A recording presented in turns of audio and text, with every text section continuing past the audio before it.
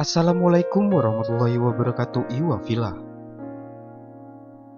Tokoh gerakan hak sipil Amerika Serikat ini lahir dengan nama Malcolm Little di Omaha, Nebraska pada tanggal 19 Mei tahun 1925. Anak ketujuh dari 11 bersaudara ini tumbuh di lingkungan kelas bawah. Sejak kecil, ia sudah merasakan sentimen sosial akibat rasisme. Ayahnya, Earl Little, adalah seorang pendeta gereja baptis yang kerap bersuara ketidakadilan yang dialami oleh warga kulit hitam Amerika Serikat. Keluarga Malcolm terpaksa sering berpindah tempat tinggal akibat kerap diintimidasi oleh kelompok radikal Ku Klux Klan dan Black Legion. Black Legion bahkan tega membakar habis rumah keluarga Little pada tahun 1929. Kelompok tersebut juga disinyalir sebagai dalang kematian ayah Malcolm. Saat peristiwa itu terjadi, Malcolm baru berusia 6 tahun. Dia pun kemudian tumbuh menjadi anak nakal dan pembenci orang kulit putih. Beranjak remaja, Malcolm aktif merampok rumah para orang kaya. Pada tahun 1946, dia masuk penjara karena tertangkap menada arloji curian. Dalam penjara itulah nasib Malcolm berubah. Ia berkenalan dengan Reginald, seorang pegiat Nation of Islam, kelompok radikal kulit hitam Muslim. Malcolm tertarik pada idealisme Nation of Islam lantaran mengajarkan perlawanan terhadap kaum kulit putih dan jalan hidup lurus sesuai ajaran Islam. Perlahan sikap Malcolm berubah, tidak lagi merokok, juga menolak makan babi, dan akhirnya setelah bebas, dia bertemu dengan pemimpin Nation of Islam, Elijah Muhammad. Malcolm Little lantas mengganti namanya menjadi Malcolm X. Kata X menggambarkan identitas sejati. Saya tidak lagi diketahui.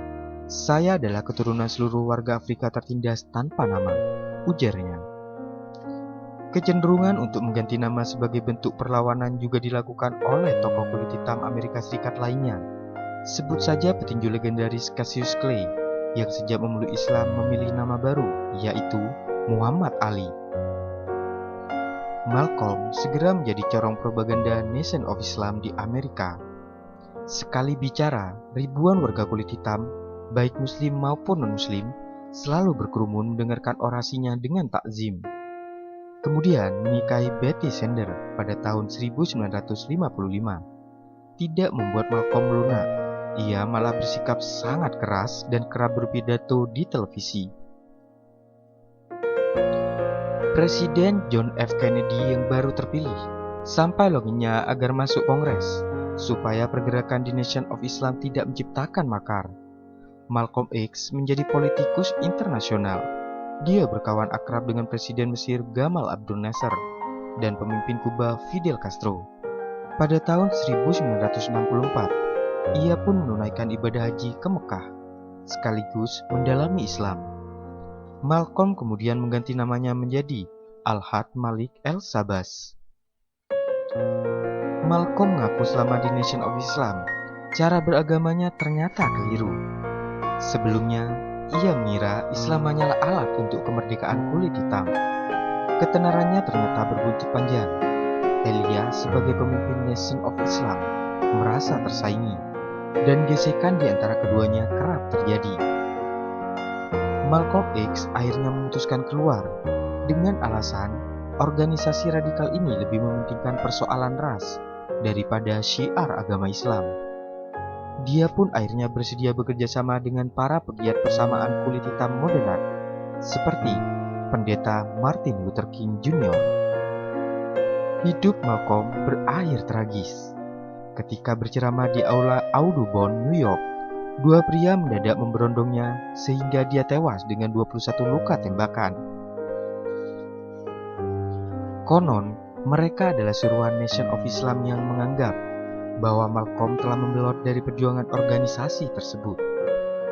Setelah keluar dari Nation of Islam, Malcolm pun gencar mengkampanyekan Pan-Afrikanisme, gagasan yang mengimbau kaum kulit hitam sedunia memerangi rasialisme. Para sejarawan menilai pada fase inilah Malcolm kembali memeluk Islam yang sesungguhnya, yakni tidak terpusat pada figur individual. Dia juga mengecam paham superioritas, baik yang dimunculkan oleh kaum kulit putih maupun oleh sesama kulit hitam.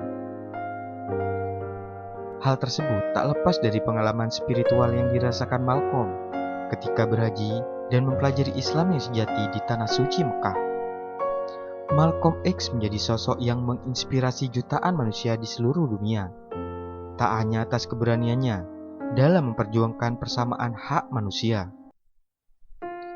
tapi juga untuk kesungguhannya dalam menemukan kebenaran Islam sejati, serta menerapkan ajaran-ajaran Islam tersebut dalam setiap aspek kehidupan. Wallahu a'lam bishawab.